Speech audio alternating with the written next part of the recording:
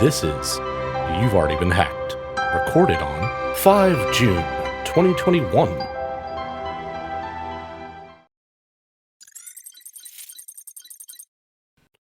All right, well, let's not beat around the bush or bury the lead. Let's talk about the JBS Foods hack that occurred last week. The U.S. division of JBS Foods, which accounts for an estimated 1/5 of the country's beef production, said it expects the vast majority of its meat plants to be operational as of this past Wednesday, after a ransomware attack grounded all their operations to a halt. The ransomware attack occurred early morning Sunday, May 31st, causing JBS to shut down its network to prevent the spread of the attack.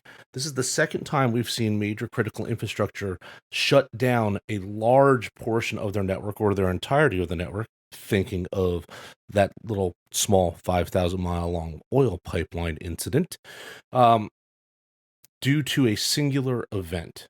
That's problematic.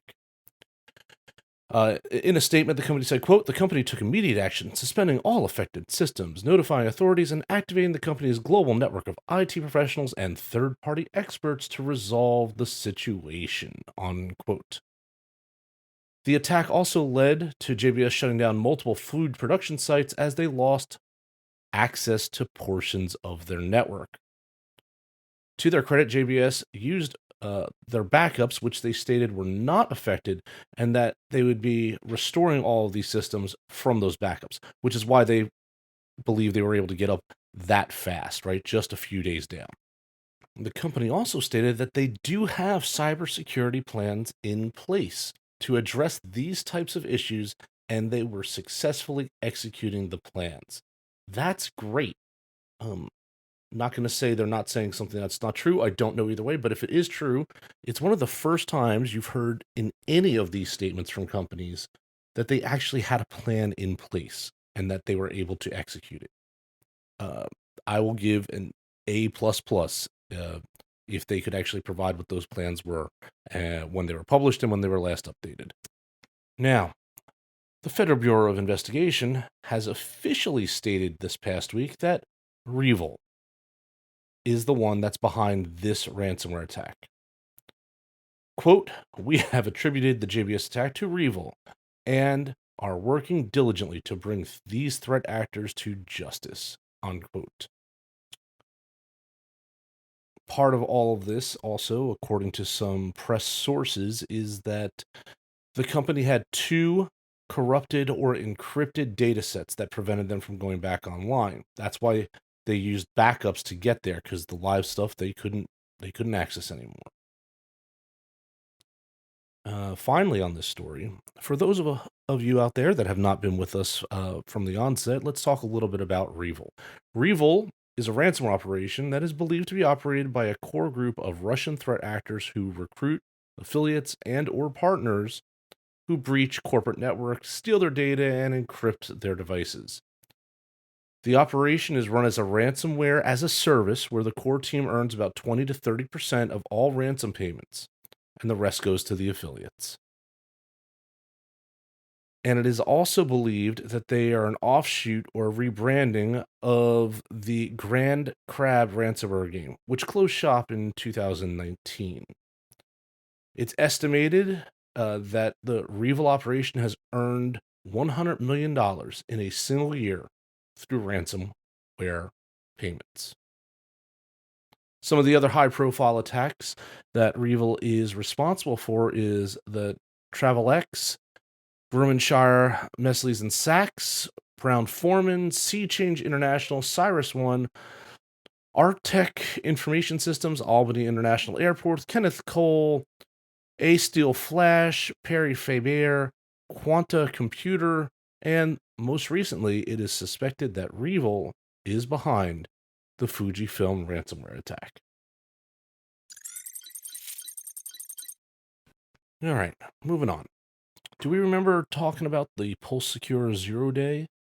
Well, some threat actors have exploited that particular 0 Day to break into the New York City Metropolitan Transportation Authority network. They did so in April, which in and of itself should be frightening that we're only finding out about it now here in June. However, even though they breached the network, they failed to cause any data loss or gain access to the systems controlling the transportation fleet. That's, I would say, by luck, my opinion. All speculation. According to the MTA's chief technology officer, while the attackers hacked into several computer systems, they did not gain access to employee or customer information. And the MTA quickly and aggressively took this attack, bringing on Mandiant, who did the forensics audit and found no evidence operational systems were impacted and no employee or customer information was breached, as well as no data loss and no changes to their vital systems. So what does that mean? Well, they weren't actually out to do anything like that. They may have been probing the network. They may be there to just see what that network connects to. They may be there just to lay in wait.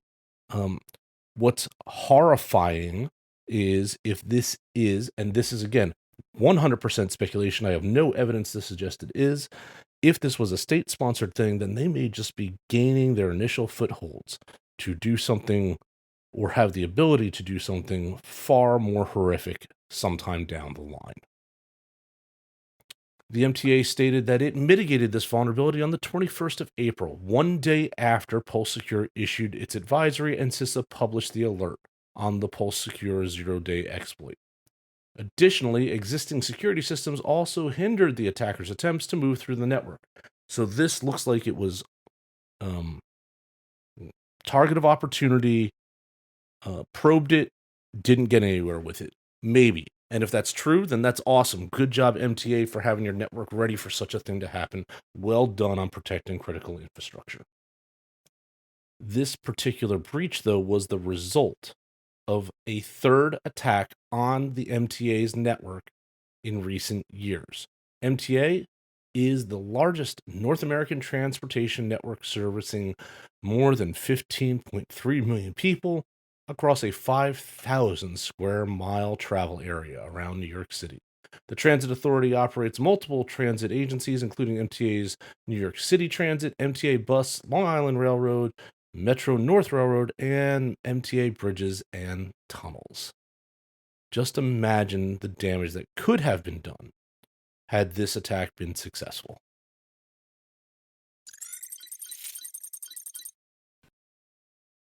Let's move a little further up the U.S. East Coast. A hospital in Massachusetts disclosed a ransomware attack where they quietly paid off the gang after a February hack that exposed patients' sensitive medical and financial data in a statement issued on the 28th of May. Now, I may mispronounce the name here, but it's Strudy Memorial Hospital, which is a 126-bed facility in the city of Attleboro, said that the information exposed in the hacking incident may have included insurance claim numbers, medical history, treatment information, social security numbers, bank routing numbers, and credit card numbers, as well as security codes and some miscellaneous other data. In a statement from the hospital, quote, "In exchange for a ransom payment, we obtained assurances that the information acquired would not be further distributed and that it had been destroyed." Unquote. Now, I hope that these ransomware people are honest brokers of the information they stole in the first place, and they actually did delete it. Because who knows? Maybe it's somewhere already out on the dark web. The hospital system stated the incident did not affect patient care or medical devices. However, they did decline to disclose the size of the ransom and the type of ransomware involved, or the number of patients that were impacted by the incident. And there were other medical institutions in Massachusetts that were swept up in this. The breach affected data belonging to patients at Harbor Medical Associates, South Shore Medical Center, and providers affiliated with South Shore Physicians Hospital Organization, according to the statement released by this hospital system. And it's only taken the hospital 4.5 months to notify victims of the incident via mail. The hospital is offering breach victims free credit monitoring, which, as we all know, is a standard practice for hacked companies that consumer advocates say needs to be strengthened. Well, I would agree because I have so much credit monitoring at this point, it may last me the rest of my life, and I really don't know that that's going to do anything to enhance my cybersecurity. Okay, let's go across the Atlantic to Sweden. The Swedish Public Health Agency has shut down SMILNet, SMILNet, the country's infectious disease database, this past Thursday after it was targeted in several hacking attempts.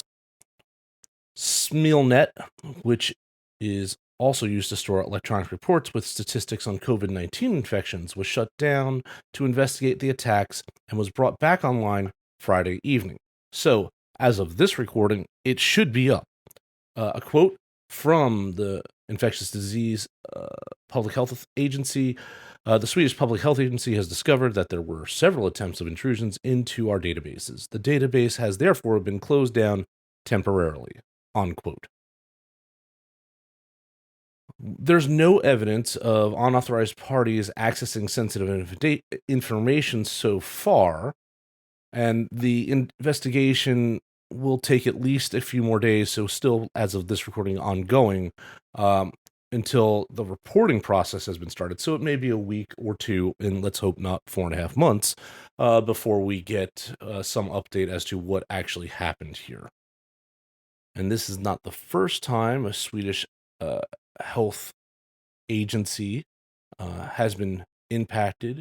You can go back a couple of years, and the 11/17th Swedish Healthcare Guide Service for healthcare information was hit by a data breach. After the company that managed its storage servers exposed those servers to have public access on the internet. Yikes.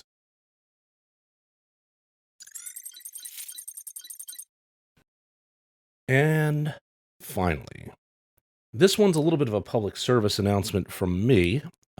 As a user of Internet of Things devices, specifically of Amazon Alexa or Echo devices. Sorry if I just keyed all your devices out there, everyone. Amazon Sidewalk is going live next week. So, if you own an Amazon device, which includes I'm going to say the names here, so your devices, the Echo Studio, the Echo Dot, the smart speakers of any variety, or a Ring device, the video doorbell people, or the Ring floodlight cam, or something like that. Amazon is about to introduce to those devices a new type of network or network segmentation called Sidewalk. What this is meant to do is to extend the range of low bandwidth devices so that in the example that Amazon gives, if the network goes down, the Amazon related or Ring related devices can piggyback on your neighbor's network. And also make the location of such devices as like a tile or some other tracking device more efficient. According to Amazon, Sidewalk will use Bluetooth Low Energy, which is in the 900 megahertz spectrum, and, quote, other frequencies.